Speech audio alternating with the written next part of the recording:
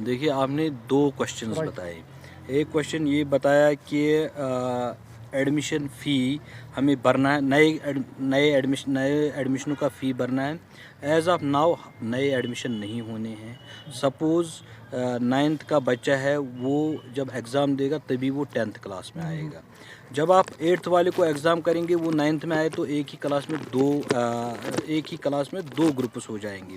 तो हमने सब स्कूल हमारी एलेबरेट सर्कुलर इंस्ट्रक्शंस है एडमिनिस्ट्रेटिव डिपार्टमेंट की तरफ से कि जब एग्ज़ाम के बाद ही नए एडमिशन होने हैं। तो रही बात एडमिशन फ़ी लेने का, जब एडमिशन ही नहीं होगा तो एडमिशन फ़ी नहीं ले सकते। नए एडमिशन मार्च में एग्ज़ाम के बाद हो जाएंगे। सपोज़ यूकेजी वाला बच्चा एलकेजी वाला बच्चा यूकेजी में जाएगा, तो जब नीचे और एक क्लास आएगा तो वो किस क्लास में पढ़ेगा। जब प्रोग्रेशन हो जाएगी एग्ज़ाम के बाद, तभी वो एडमिशन उनको लेने हैं। पर जो इसमें एक फ़ी फिक्सेशन कमेटी है, उसमें जो उन्होंने फ़ी डिस्क्राइब किया हुआ, उसके अलावा कोई फ़ी नहीं भरना है।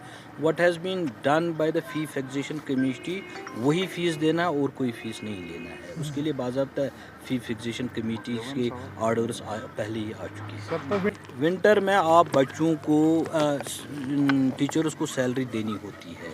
जो ट्यूशन फ़ी होता है वो उनको भरना है, लेकिन ट्रांसपोर्ट फ़ी उसमें नहीं भरना है, क्योंकि they won't be availing that facility. लेकिन विंटर में हमें प्राइवेट टीचर्स को भी सैलरी देनी है, इसलिए जो ट्यूशन फ़ी होता है वो विंटर में भी अगले साल ये अगले साल उतना ही आएगा। जब अगले साल वो उनका बच्चा अप्रैल में दूसरे क्लास में आएगा, तो अप्रैल तक आएगा ना, ये बराबर वही दिसंबर से 10। लेकिन एक साल में पहले इनिशियल हिकअप्स आते हैं, उसको हमें ट्रांजिशन फेज में है।